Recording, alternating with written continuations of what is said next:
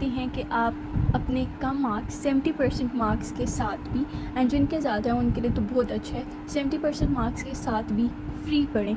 और जब आप अपनी फ्री MBBS करें उसके अंदर आपको पैसे भी मिलें, जिसे स्टाइपेंड कहते हैं, 80,000 रुपीज़।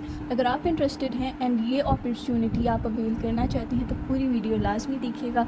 26 जून से रजिस्ट्रेशन स्टार्ट हो रही है, तो don't waste your time, avail this opportunity. And हम नीचे देखते हैं कि हमारे पास है मेडिकल कैडेट कोर्स, आगे आपके पास है lady cadet course, direct service commission, aeronautical, and then comes the direct short service commission, PMA long course 154। तो हमारा जो मकसद है वो हमारा मेडिकल कैडेट कोर्स से है, तो हमने इसको रिव्यू करना है कि ये क्या है। तो इसमें आपको जो मैंने पहले मेन चीज़ बताई है, आप फ्री MBBS करते हैं, तो में हम बेनिफिट्स फीचर्स एक्सप्लेन करेंगे, और उन स्टूडेंट्स को जिनको अंदाज़ा नहीं है कि कितनी वैल्यूएबल ये अपॉर्चुनिटी है आपके लिए, आपने इसे अवेल करना है। ये बॉयज़ के लिए है जिनका बैकग्राउंड प्री मेडिकल से है, वो बॉयज़ अप्लाई कर सकते हैं। मिनिमम मार्क्स 70% चाहिए होते हैं। फीमेल्स के लिए उन्होंने परेशान नहीं होना, उनके लिए AFNS होता है, आर्म्ड फोर्सेस नर्सिंग सर्विस, वो ज्वाइन कर सकती हैं पाक आर्मी AFNS के थ्रू। और बॉयज़ इसको आपको बताएंगे पूरा मेथड कैसे आपने अप्लाई करना है। और AFNS जुलाई में अनाउंस होगा। ये एक मेडिकल प्रोग्राम है, एंड जिस बच्चे ने मेडिकल में जाना है उसके लिए एक बहुत बेस्ट अपॉर्चुनिटी है। जैसे आप बिग यूनिवर्सिटीज़ में अप्लाई करती हैं तो आपको एक बिग अमाउंट ऑफ फ़ी भी देनी पड़ती है, बट इधर आपके वैसी कोई टेंशन नहीं होगी। और उसके बाद आप जब यूनिवर्सिटी करते हैं, एक बड़ी यूनिवर्सिटी से भी, आपको पता है कि अनएम्प्लॉयमेंट इतनी है, आपको जॉब ढूंढने में बहुत मुश्किल पेश आती है, बट आपको ये जो बताने लगे हैं इसमें आपको कोई ऐसी टेंशन नहीं होगी। जब आप यूनिवर्सिटी पढ़ेंगे वो फ्री होगी, अपनी स्टडी फ्री करेंगे, फिर उसके बाद आपको चॉइस होगी कि आपने MBBS करना है या BDS करना है। ठीक है, आपको फ्री में पढ़ाया जाएगा, along with that stipend 80,000 per month आपको दिया जाएगा।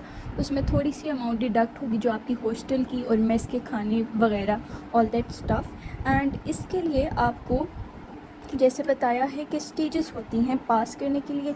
मेडिकल कैडेट के लिए सिलेक्ट होने के लिए आपकी कुछ स्टेजेस होंगी, तो आप जब वो करेंगे तो जैसे आपको बताया MBBS और BDS में एडमिशन होगा, वो आप EMC army medical college, CMH Lahore, Multan और भी 5-6 प्राइवेट कॉलेजेस हैं, आप उनमें एडमिशन अपनी मर्ज़ी से ले सकते हैं।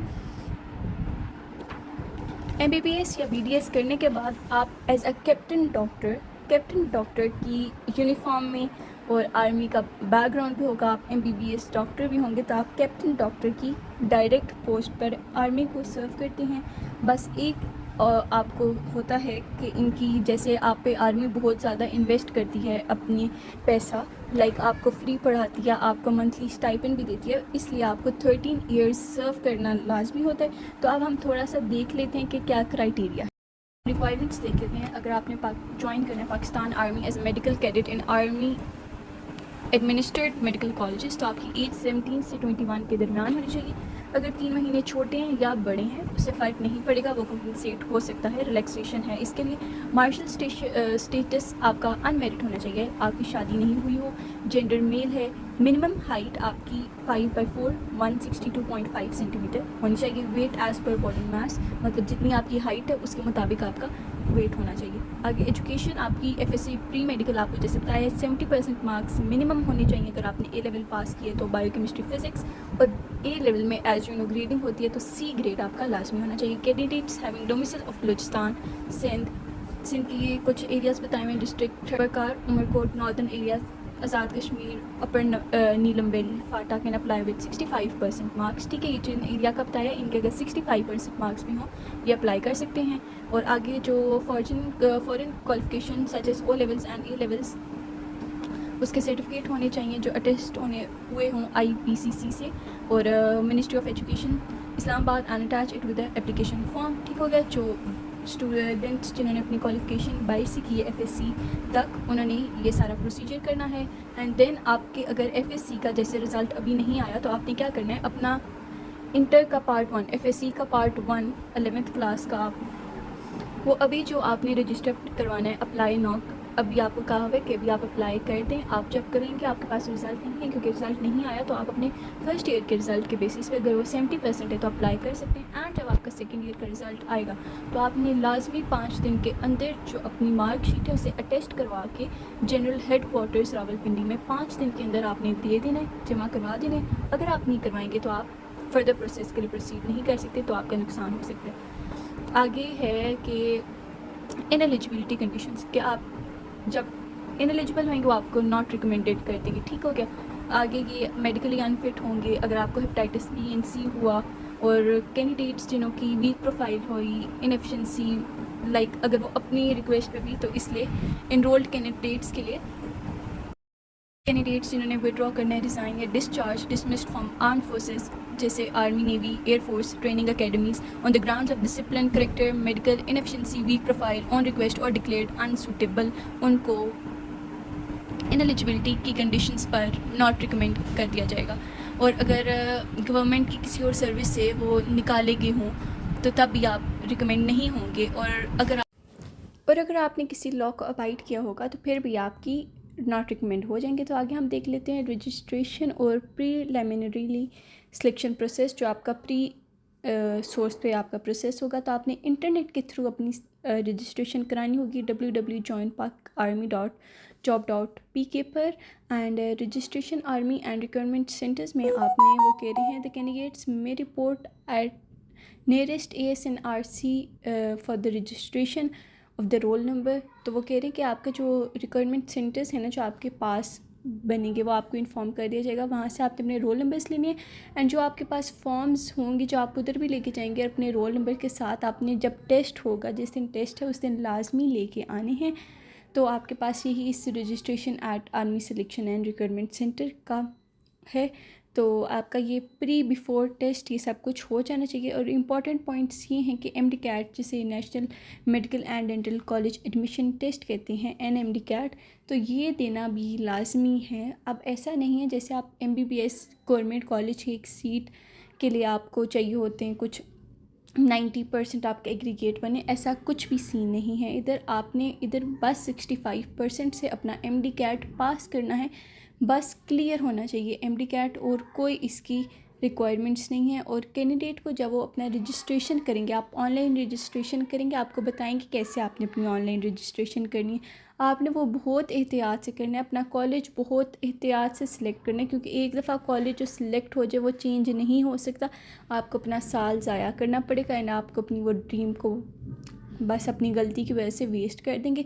तो आपका अगला भी है the candidate select a merit for one institute shall not be change, कि वही बात हो जो आपको बताइए कि अगर आपने एक इंस्टीट्यूट सेलेक्ट कर दिया है एंड आपने कहीं और जाना है, आप नहीं जा सकते, तो आप इनएलिजिबल होंगे। एंड अगर आपने अपने मेडिकल MBBS, अगर आप MBBS के लिए अगर मेडिकल कॉलेज में सिलेक्ट हो गए बट आपने रजिस्टर नहीं कराया, आप अपेयर नहीं हुए वहाँ, तो आप इनएलिजिबल हो जाएंगे। आपको बताया कुछ स्टेजेस होते हैं, आपने अगर इसमें अप्लाई करना है, आपने अगर यहाँ सीट हासिल करनी है तो आपको स्टेजेस से गुजरना पड़ेगा। पहले आपके पास होता है इंटेलिजेंस का, होता है, फिर एकेडमिक होता है, इसी तरह आगे स्टेजेस होते हैं, हम आगे पढ़ेंगे। Written intelligence and personality test. Written test will be based on multiple choice question, जो English, biology, physics and chemistry का होगा। आप अपना MD-CAT तैयार करेंगे, वो इसी में से आपके सवाल होंगे और बहुत ईजी जनरल होते हैं। The candidate declared successful in written test will undergo physical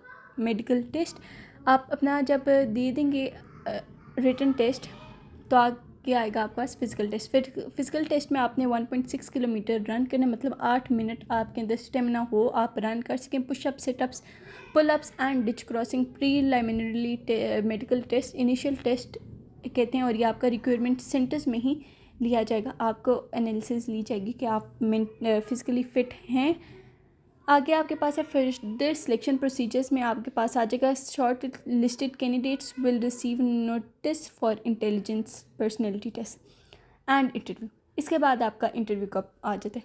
अब देखिए 8000 बचा है, 2000 फेल हुआ रिटन में, 2000 फिजिकल में।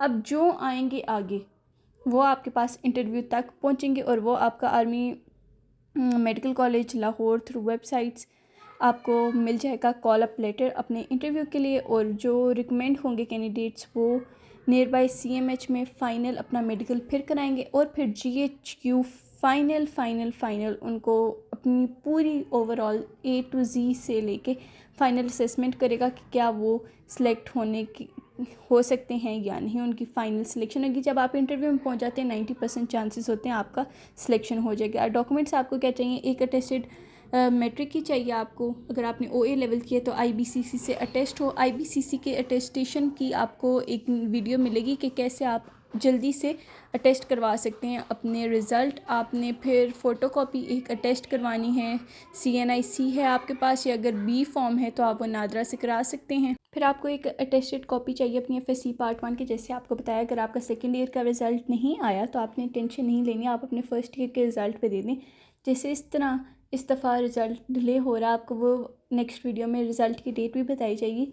तो आपका रिज़ल्ट जैसे डिले हो रहा है तो आपने क्या करना है, अपने फर्स्ट ईयर के रिज़ल्ट पे कर लेना है। आप अभी लाइक करें, सब्सक्राइब करें एंड बेल नोटिफिकेशन को दबा दें ताकि आप कोई वीडियो मिस ना करें, कोई अपॉर्चुनिटी मिस ना करें, क्योंकि एक रिस्ट्रिक्टेड टाइम के लिए ये सब अपॉर्चुनिटीज़ आती हैं। आगे एडिशनल इन्फॉर्मेशन आपको जैसे पहले भी बताया कि जब आप अपना मेडिकल MBBS कर लेंगे एक रिस्पेक्टिव मेडिकल कॉलेज से जो आपने रजिस्टर किया होगा, उसके बाद आपने 13 साल लाजमी सर्व करना होगा, क्योंकि ऑब्वियसली उन्होंने बहुत ज़्यादा इन्वेस्टमेंट आप पे की है। अगर आपको ये वीडियो अच्छी लगी हो तो आपने लाइक सब्सक्राइब लाजमी करना है एंड जुड़े रहें हर लेटेस्ट खबर के साथ। मिलते हैं आपको एक नई वीडियो में। टिल दैट टाइम, अल्लाह हाफिज़।